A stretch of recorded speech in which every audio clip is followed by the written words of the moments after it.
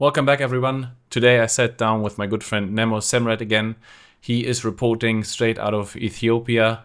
We're talking past developments, where the mining market is today for Ethiopia, and where it's going, and where it has to go from his perspective. I hope you have fun with this one. Let's get going.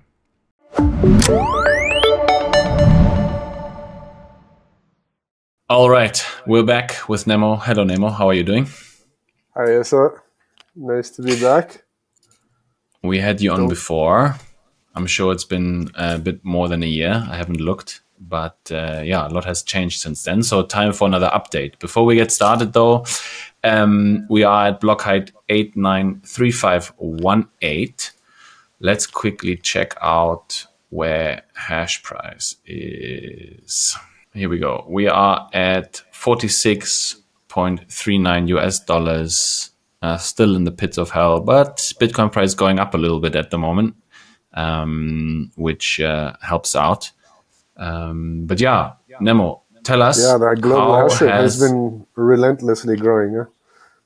Yes, absolutely. Can we see that here as well? I see 850 exahash. Didn't it hit 8,000? Yeah, some people told me we've touched a zettahash already, but I think that depends heavily on the moving average that you choose to look at. Yeah, I heard that it was hit briefly too. But, how was the last year for you, Nemo? How is your project going? Tell us a bit more for those who don't know what QRB does. Very briefly, everybody should go back and listen to the last episode. I'm sorry if you just missed the graphs. Go on YouTube and check those out if you want to see what we saw. But yeah, Nemo, tell us a bit more about QRB, where you guys are today, and how it's going. Okay, so QRB Labs. My company is the first Bitcoin miner in Ethiopia. We started the company in 2021, got the first power purchase agreement actually, and really introduced the concept to the power company and the government, and started this industry.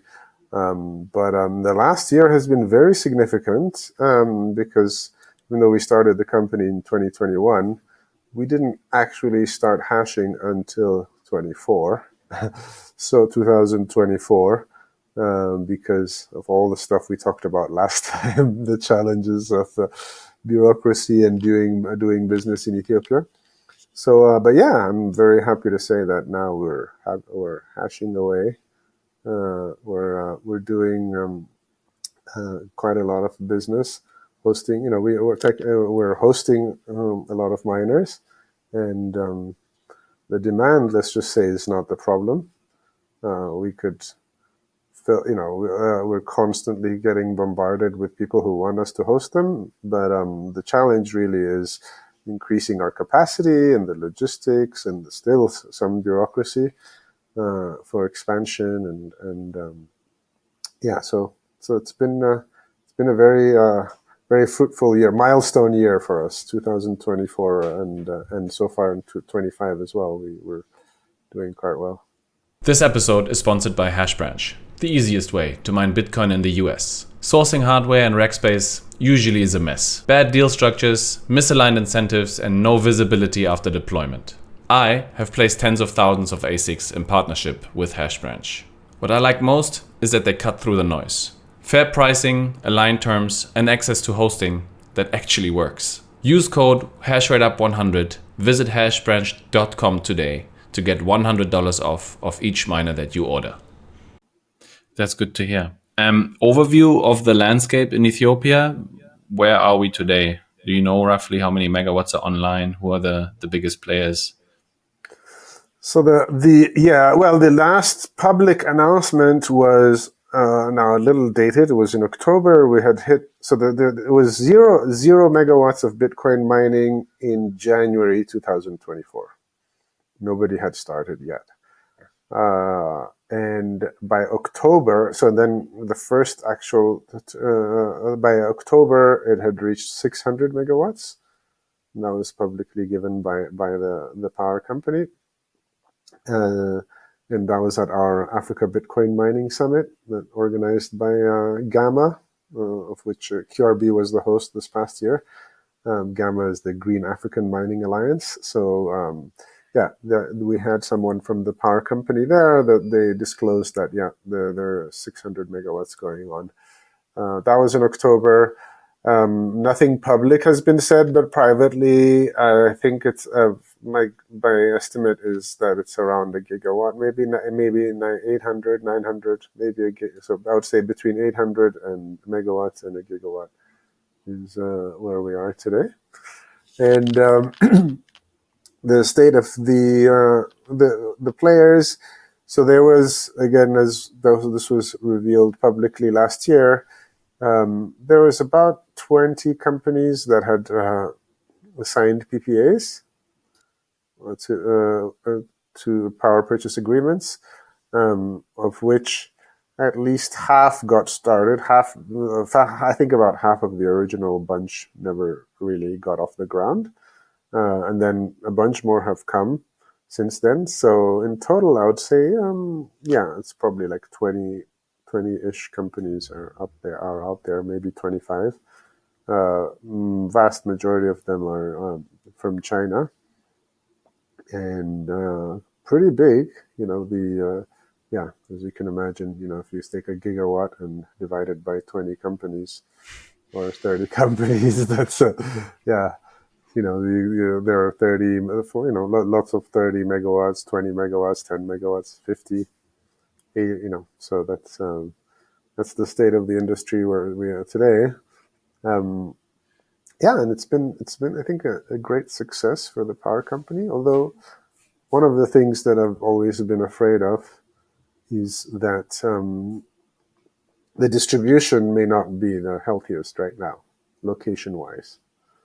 We were fortunate that since we were the first, and we came in with the whole concept that you know very well about stranded energy and how Bitcoin can be beneficial if you're using stranded energy and helps the electrification and investment in the infrastructure.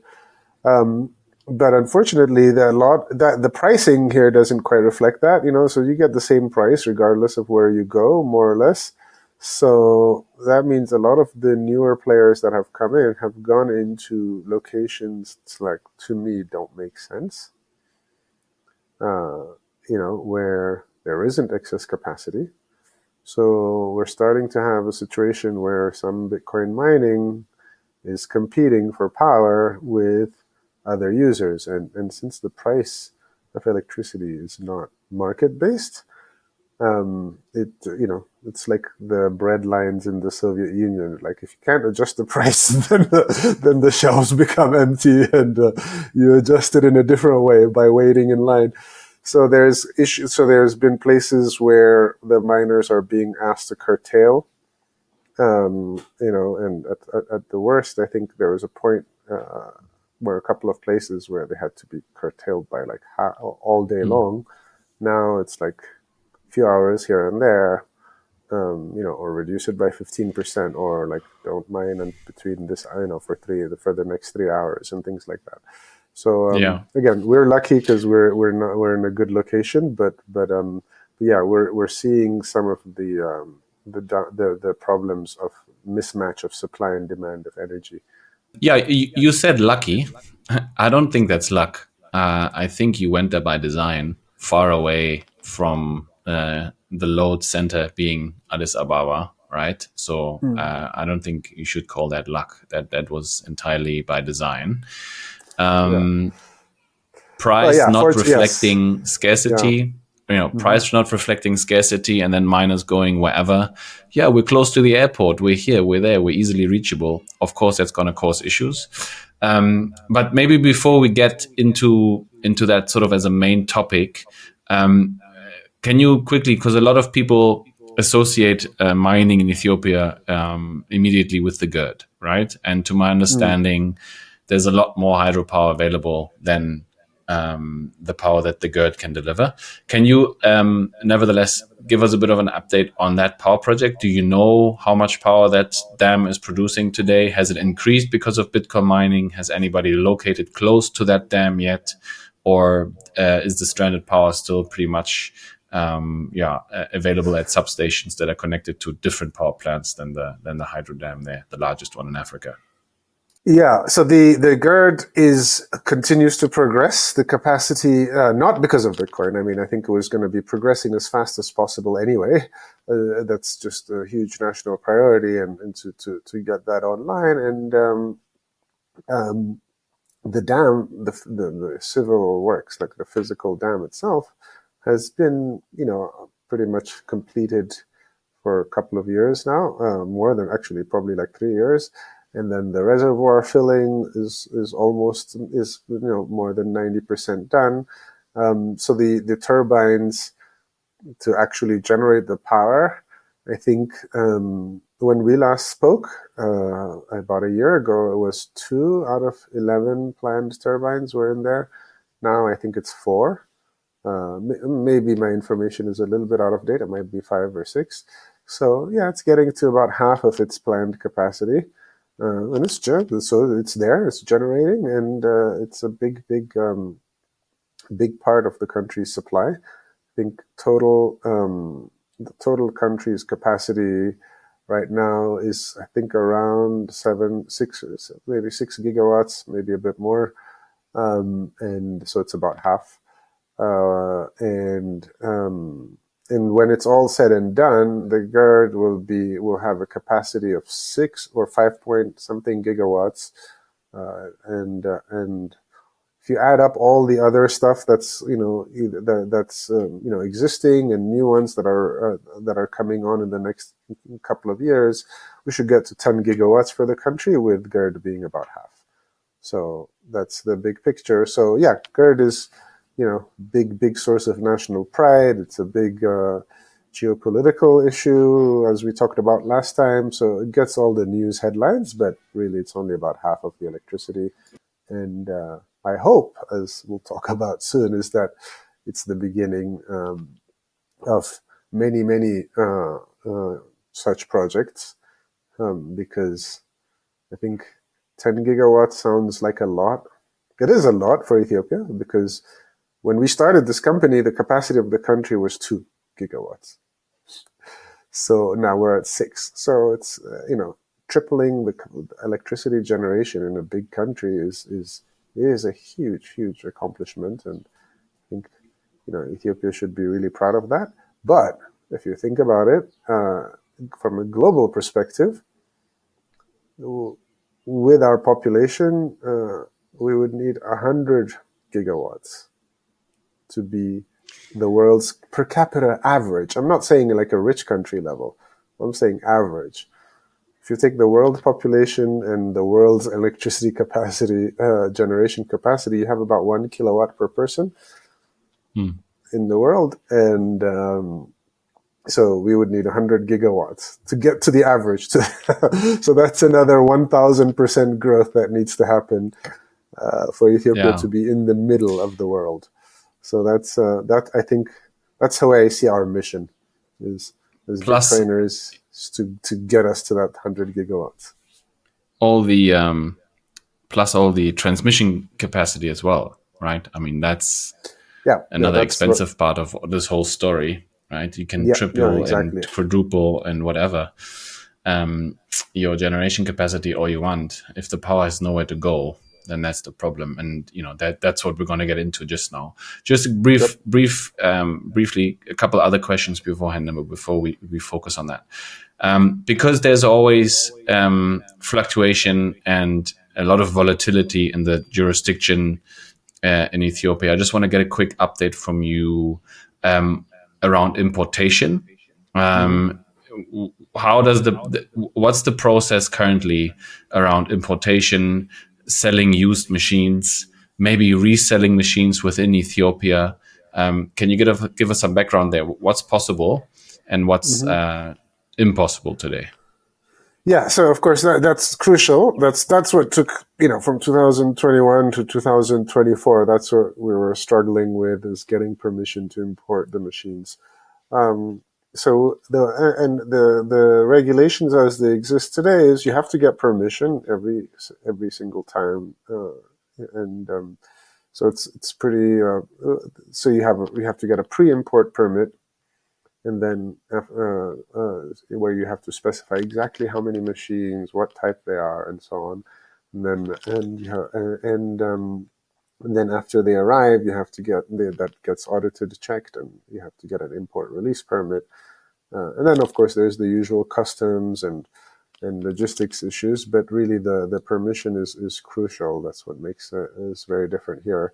That's the main focus of the way the industry is being sort of controlled and regulated. And the current regulations is you cannot bring used machines. So you're only allowed to bring a new Bitcoin miners, ASICs. And also a new twist that just was added is that the machines have to be more than 120 terahash per second. But neither one of these rules make sense if you ask me, but those are the rules. And so yeah, those are two constraints. And then in terms of so the selling the machines in the country, no, because when the machines come in, they have to be registered, and you have to say which data center they're going in, and it has to be tied to a particular power purchase agreement. So I wouldn't say there's no law that says it's illegal, but based on the agreement that you sign in order to get the permission to bring them in, you sign a contract like every single time. And so that says that, okay, these machines will be at this location, and then, will be under this PPA, and this is where we're going to be using them. So I suppose you could go back and ask for permission to say, okay, we want to sell them to somebody else. And then presumably, in theory, I don't think it's practically possible, but in theory, you could, I guess, go and if you're, want to sell it to another company that has a PPA or move it to another data center, you could ask for permission. There's no law against it, but I wouldn't assume that you can just do that. Yeah. So I'm then of course, if you want to sell them outside, this is important, is that you can take them back out. There's no restriction on that, right? So okay. So if somebody's deployed here and then it doesn't make sense anymore, they're free to take their machines back out of the country. What are the import and export fees? Because in Paraguay, you're also technically very much allowed to take your machines out, but then you hit with another however many percent, which makes it economically completely unfeasible. Is there an export fee like that or not? No, not as far as I know. Again, many things. There could be some hidden catch because I don't know anybody has actually done it yet. But in principle, from what I know, there's no fees for export. I mean, you'd pay for transportation and storage, and then I'm sure you would have to probably pay some storage because they would have to be inspected and given permission and so on to leave. But so there would be some storage fees on your way out. But no, I don't think there's any taxes for taking them out. And as far as coming in, there's normal import duties on this, on this type of stuff would normally be about 30% import duty plus 15% VAT. So you'd pay and then 3% social welfare tax. So you pay about like 48% of the value of the machine. Normally, but if you have an investment license and these are capital goods, you can get them in for. You can get the two big taxes removed, so you only pay the 3%. So it's a very critical. But what's needed for that, Nemo? What's needed for that? If I want to send you machines license today? Well, if you want to send it to us, we as a company have the investment license. So, that's so we would just charge you the 3% that we pay the government to bring the machines in, and that's it. If you, that's So it's pretty difficult to get set up and have the operation up and running. And one of the key pieces is the investment license. And I think that oh, by the way, that's another complication, is that even forgetting what we talked about earlier in terms of the agreement for the machines, if you bring something as an investment and then you want to sell it, then you'd have to pay the full taxes that I just mentioned. Right? Say that one more time. Nemo. If I bring it in on your 3%. Yeah, well, let's say we brought, in general, not even for Bitcoin, but let's say whatever, if it could be for Bitcoin machines, factory equipment, whatever. Like when you bring stuff under an investment license, that means you're bringing it as capital goods, like some stuff that's an investment and that you're going to use to for some productive purpose. So that's the assumption of the investment license. Now, if you turn around and say, okay, I'm going to sell them, then they're like, well, that's not an investment. You're just trading, right? Like you're importing and selling. And then in that case, you would have to pay, you wouldn't get the investment license benefit. So you would have to pay the full import duty. Mm-hmm. So that means, yeah, and these are the hidden pitfalls, right? This is also why when I know Hashbranch is sponsoring the show and I'm working with them. And if clients come to me and they want to host like 1 or 5 machines, Ethiopia is always in a discussion.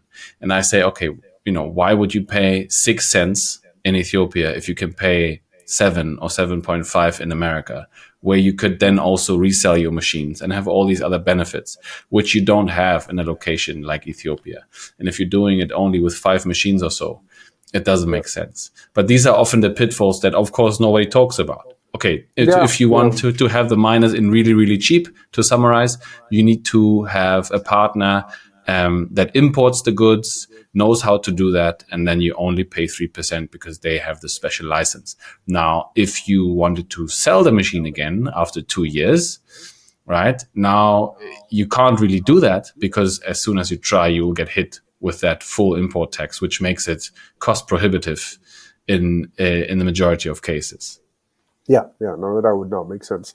So if the only thing that would make sense in that case would be just to take them back out of the country, but then you paid for shipping twice, so this is the other.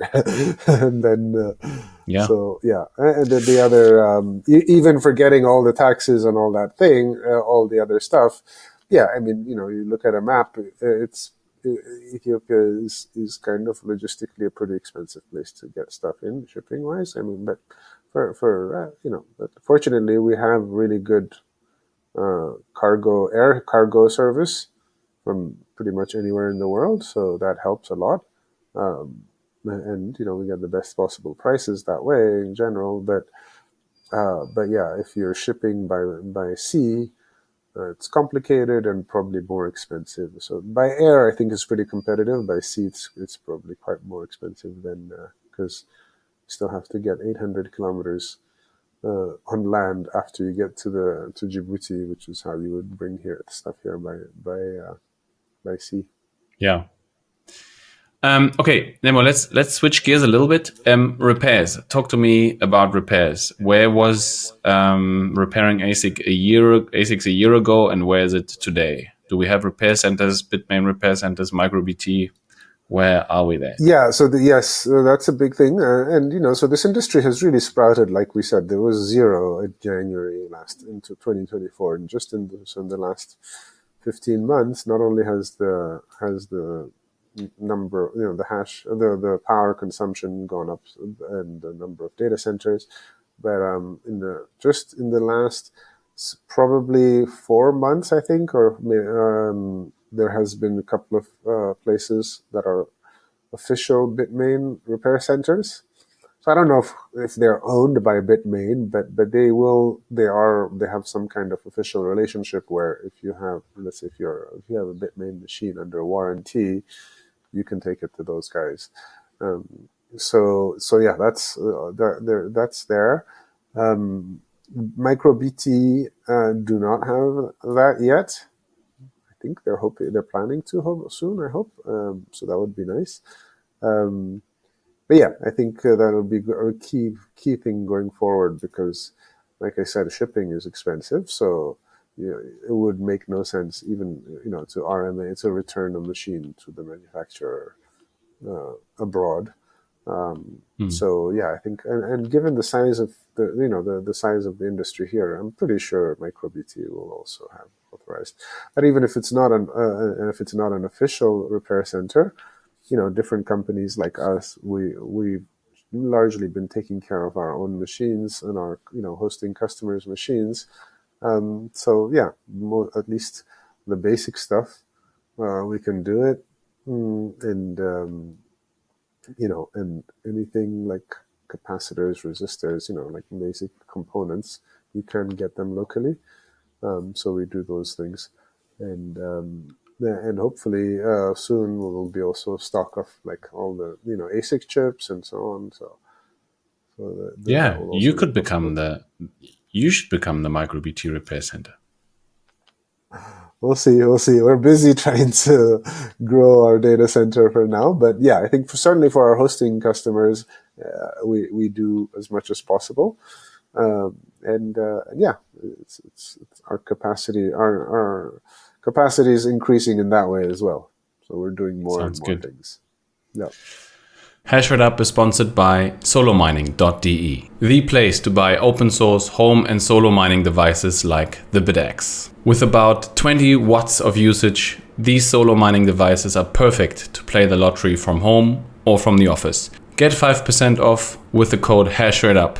Thanks to the legends at solomining.de for sponsoring the content. Okay, cool.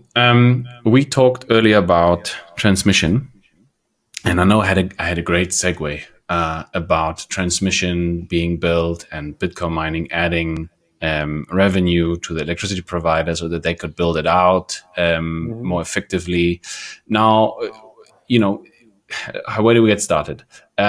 Maybe talk about, Nemo, how electricity is priced today, Mm-hmm. and let's get started there in Ethiopia. So, where Yeah. is the power cost, and why is it not location dependent?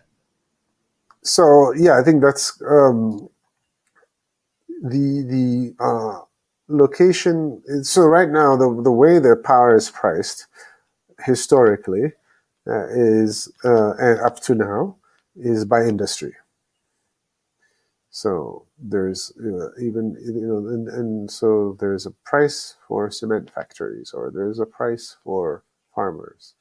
There's a price, and then there's a price for Bitcoin miners, data centers that do that. And so it's that's kind of the mentality, which is kind of a legacy from our long socialist history, where and the power company has just traditionally not been a business, really. It's becoming that now, but it's more like just a government function, right? And so the residential has this price, and so on, and so on. So that creates that. I think, to me, that's a very antiquated and very inefficient pricing system, and it creates incentive compatibility problems, as they say in game theory, because if the government says, "Oh, farming is good, let's give a low price for farmers," and then somebody will be like, "Oh, let me go and put a cement factory on a farm and then make cement, because if you call yourself a farm, you get a better price than if you call yourself a cement factory," or whatever, right? So then it becomes a cat and mouse game, and then that has to be policed and that has to be regulated, and it won't. It's just an endless inefficiency because the goal of the buyer and the seller are not compatible, right? So what makes more sense is to say, okay, well, energy is energy, and what matters is time and place, right? If you give me a kilowatt in this location, and there's this much demand and this much supply, then that should determine the price. And that way, it's neutral. It doesn't discriminate based on a buyer. So that would be incentive compatible. And then nobody, the buyer, doesn't have to doesn't have this temptation to play these silly games, and and then there's not all that overhead of cracking down on all these things, and also it naturally leads to a balanced grid, right?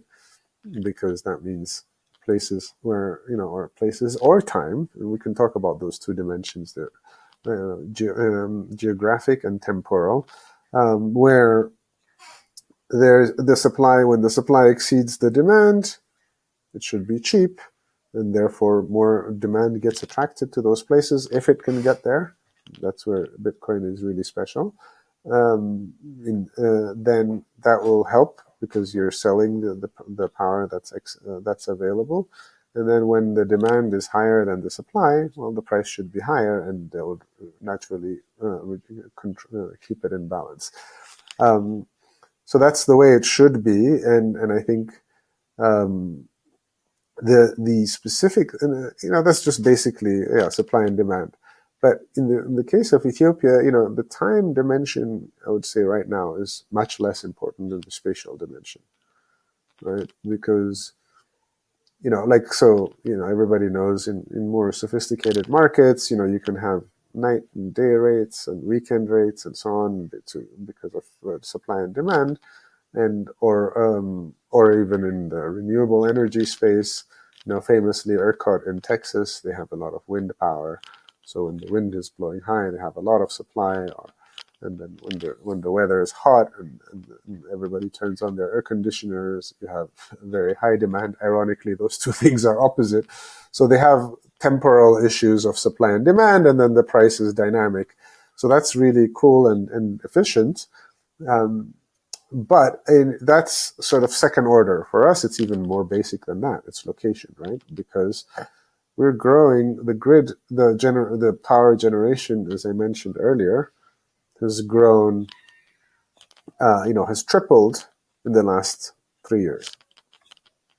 And that means, and you sort of have a chicken and egg problem, right? Because taking huge steps, right? And when you add, so you're taking a huge step, which means you have to generate that power, and then you have to build a transmission and distribution to get that power to the users, and the power generation is often very far away from where the demand is, because it's where the dams are is based on the rivers and the high, the geological situation.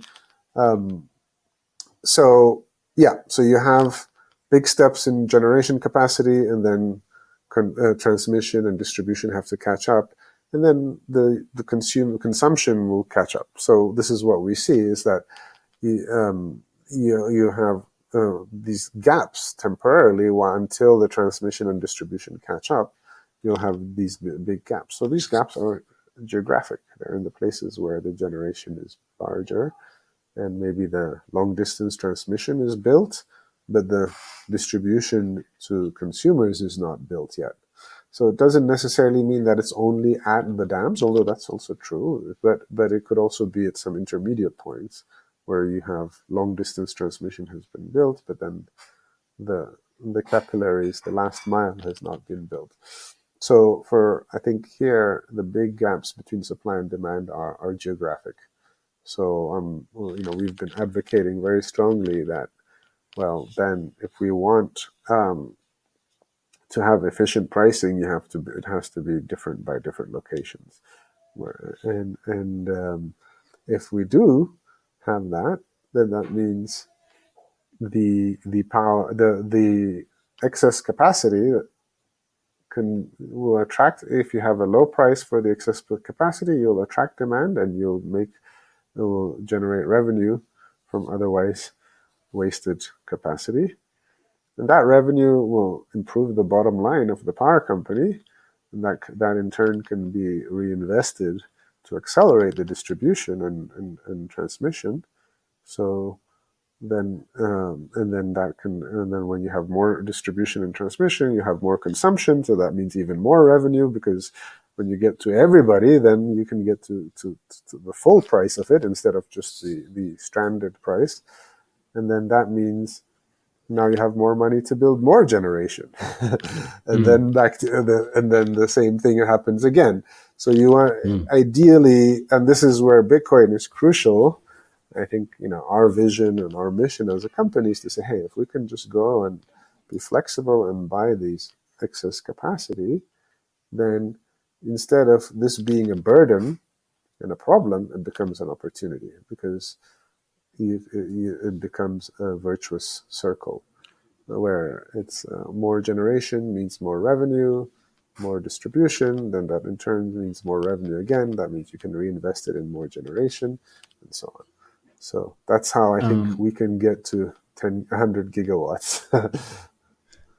Are you, Nemo, advocating for a free market, which is probably the ideal goal, especially for energy markets? As I've said before, a free market or any meddling in electricity markets make it inefficient, and keeping demand and supply and balance at 50 hertz becomes difficult? Or are you advocating for more government regulation to be more specific and more location based, and for the regulation to become more complicated in a sense? No, I think yes, you're right. I think that market based would be the most efficient, but you have to be pragmatic, right? So two things. One is that the to have a truly real time dynamic pricing, would take a few steps, just like they have. I think the two best examples are ERCOT in Texas, Nord Pool in the Scandinavia, and actually also distributes a bunch of other non-Scandinavian countries. I think 11 or 12 countries. They have a truly dynamic market. That's a few steps down the road. I think pragmatically, what we want is at least the location-based component. So it may not be real time, but it's still supply and demand based. And you say, okay, you can still have annual contracts or whatever, but then this not 5-minute pricing, but 1 year pricing. But at least say, okay, well, for this place, we know that for the next 1 year, the demand is going to be very high, so it's got to be expensive, and we got to control it by not having too much demand given the supply. And then these other places, we have a lot of supply and it's just wasted, so let's make it low to attract whoever can come and buy it there. So it's just more like, I would say, a more pragmatic commercial basis than more than some kind of theoretical ideal. So I think that would be the very important first step. And it's not impossible, even in our current reality. Like, the best success story in Ethiopia is the airline, right? State-owned. And it's a very strategic thing. It's not like a private company that just came out. It's the government invested, very long-term vision, and it's a huge success. But it's accepted in that case, because it's so successful and it has a great history, that if a plane ticket from Addis Ababa to Bangkok, it doesn't say, well, this is the price for a tourist, and this is a price for a businessman, and this is a price for a dentist, and this is a price for a pharmacist, which is how electricity is. It's like, no, this seat from this location to this location at this time of year, supply and demand, we're going to sell it this way, and then, there is a precedent for this. And it would be, sorry, it would be interesting to see what happens if there was a second airline, because Ethiopian Airlines is, competing on a global scale in a free market, because there's no government that regulates everything, right? So to an extent, the Ethiopian government is forced to expose the state-owned or state-invested company to the evil that is global capitalism, or whatever, however they may see it. has kept it on. That's true. But it's still, the government should still get credit, not just this government, but all of the governments of the last 80 years since since the airline started. It's kind of this thing where they said, well, okay, either just let it operate commercially, let the experts figure out what's the price of a plane, what's the price of a seat, what's the supply and demand, where should we fly, where should we not fly, what time, how many times, all that stuff. There's been, and periodic episodes every time the government changes, in Ethiopia.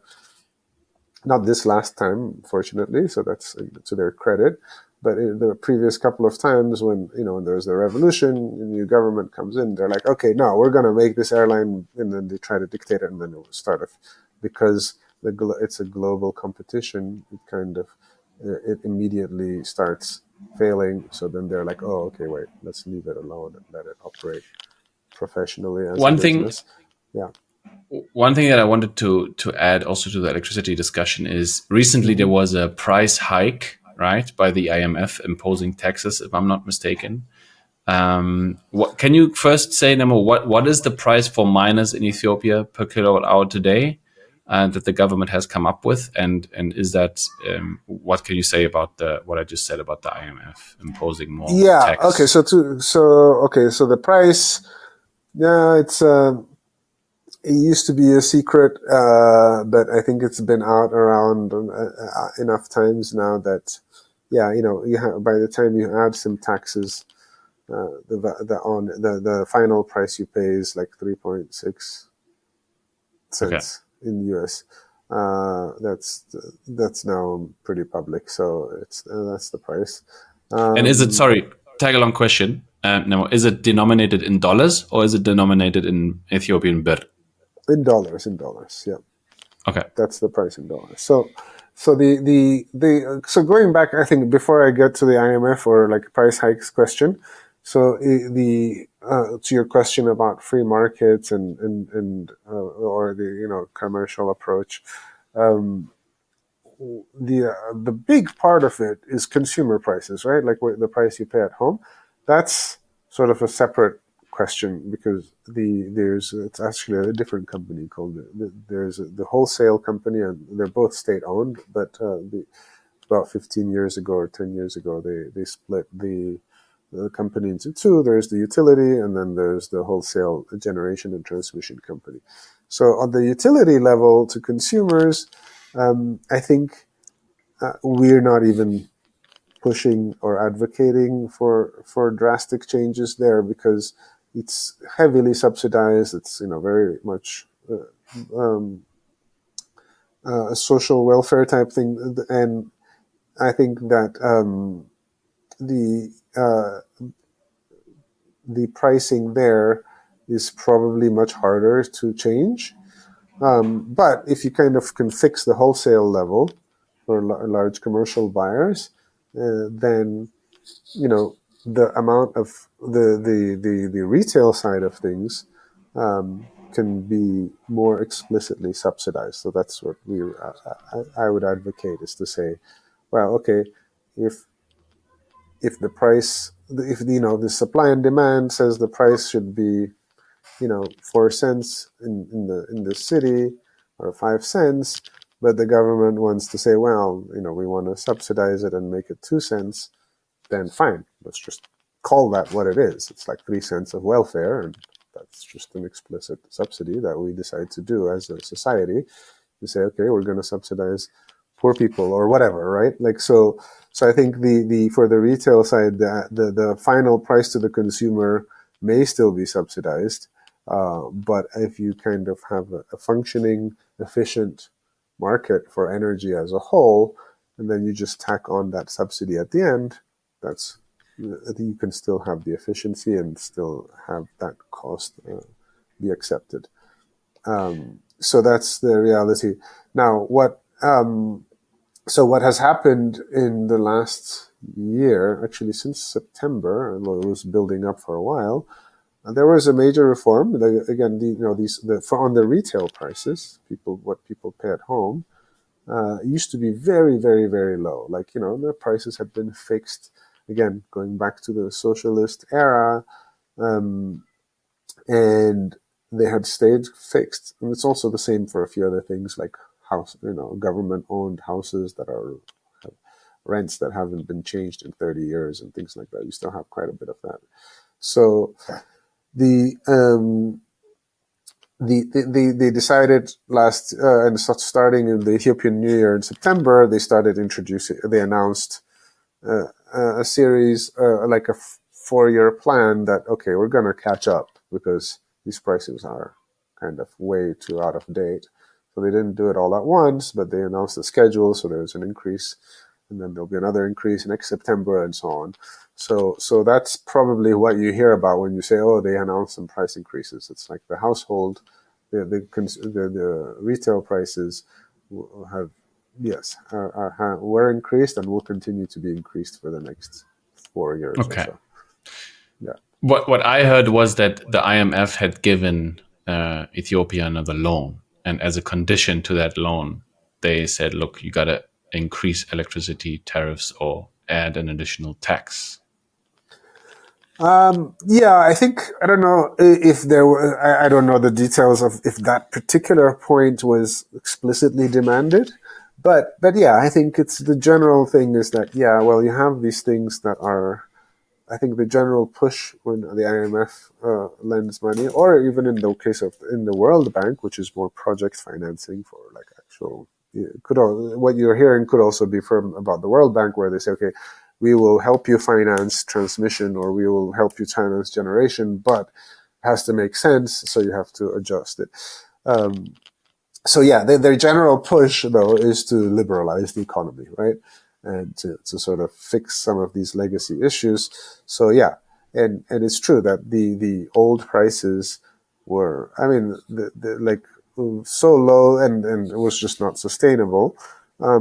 And you can see it in the infrastructure here. We have power outages all the time in every city. The poles are falling down, generators are blowing up left and right. The last mile distribution is in really poor shape, and then you have somebody, that you could have situations where somebody's got power and they're paying like 1/10 of the cost of delivering it to them. So I think there is a general push to liberalize things and to fix things. And yeah, I think it's a fair point. I'm not a big fan of IMF imposing stuff. I think I would, but I think that just if the IMF says so, everybody hates the IMF, right? but if the IMF, and that may be justified. But if the IMF says, "Hey, the sky is blue," you don't have to go and say like the sky is green, right? Like sometimes what they're saying does make sense, and I think it's true that the retail prices did need to be adjusted. It may not reach a free market ideal, but it has to be a little more sustainable. And by the way, one concern I hear, and I want to talk about this a bit, like the consumer prices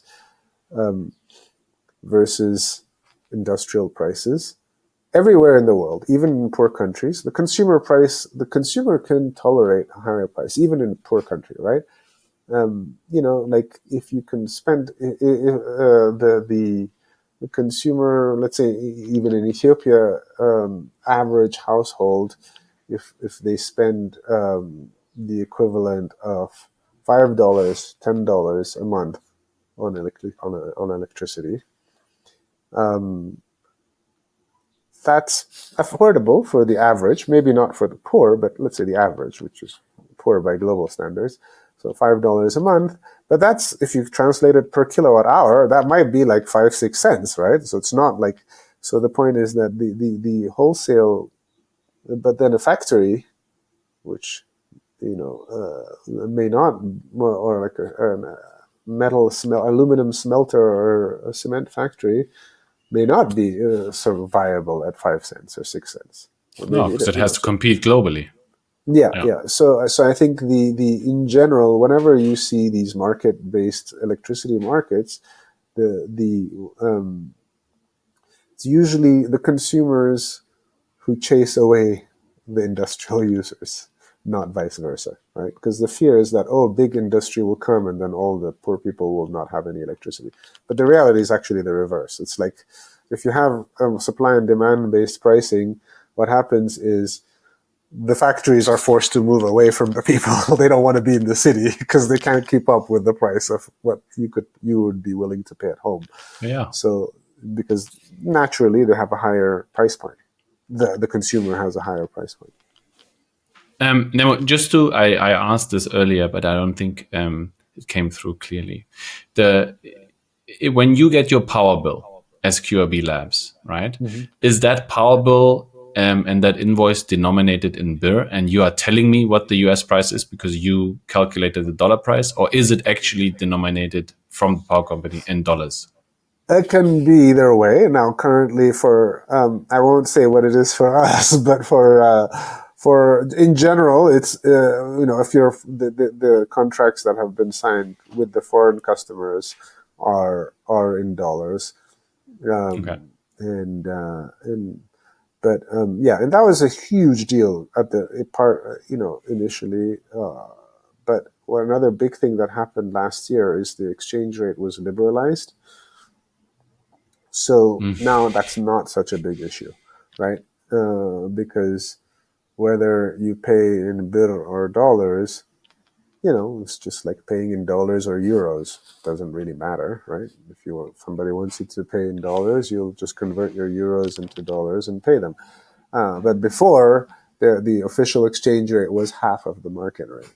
So it's like we talked about this in the last podcast, but it was a complete national obsession to be like, this is in dollars, this is in birr, and it's like basically like this 50% gap was massive. So, but fortunately, it that's still really not a big matters. issue. It still matters if you denominate all your, like, let's say, I don't know, the birr strengthens against the dollar, which is weakening right now, and all your contracts are denominated with your customers in dollars, and now, you make less money. That does matter. Yeah. I mean, I very much looked at the dollar euro exchange rate recently because it literally went from 103 to now 115, which is massive, Yeah. I mean, I think any multinational company or business, not even whether it's or a company that has suppliers and customers that are in different places, deals with currency fluctuations and risks. Those are first world problems. Like, I'm going to hedge my Forex exposure and like maybe 5%, 10%. It's very sophisticated. And no, it's true. Like for like companies like Google or Apple, this is like, billions and tens of billions of dollars are gained or lost based on these exchange rates, and they have to be very sophisticated about that. But I think we're coming from a world where it was much, much, much more than that. It was just like double or nothing. So if we have so I think if we move to a point where it is like the global market, where exchange rate goes up and down, maybe you gain here, you lose there. You try to, if that's not your main business, you try to hedge it so that you're neutral and you don't care. That would be. We shouldn't. I don't want to be spending time thinking about exchange rates. I want to be like running data centers, right? Like that's everybody should be. Not everybody should be a financial engineering their forex, right? Nemo, to close out, because we're already 7 minutes over time. Wow, okay. Where do you want the electricity market? What's realistic? Where is the electricity market in Ethiopia in 25 years? And how do you see Bitcoin mining then? And anything else that you wish I had asked but didn't, feel free to close it out. Yeah, so my dream and our vision as a company is to say, okay, well, and I think it's possible, is to say, well, okay, we have this virtuous cycle where generation capacity is growing. Bitcoin miners are running in there to use the excess capacity when it's there, the stranded capacity by going to the locations where it is, generating that revenue. That revenue gets reinvested in transmission distribution, and then that overall revenue can then be invested in more growth. And I think that in 25 years, we could sustain a growth rate that gets us to 100 gigawatts, even in less than that. I would say even in 10 years, and that's 1,000%. It's like the equivalent of 20 GERDs, but I think that's possible, and that's where. But I think that for that to happen, we really have to get the pricing to turn it into a positive engine, so that electricity is a source of growth and self-sustaining, as opposed to being a cost where the government has to put money into electricity, and it's always like taking from something else and putting it in there. And to me, that's the ultimate goal. I think bigger even than the specifics of Bitcoin mining in this country is that if you can each, as I always say, like each each gigawatt of or each kilowatt of electricity is each kilowatt hour of electricity is 40 cents of GDP. So if you think of just monetizing the excess capacity that we have today, we could and reinvesting that into growth, we could be talking about increasing, adding $40-50 billion to the GDP of the country, and that's energy's prosperity. So I hope that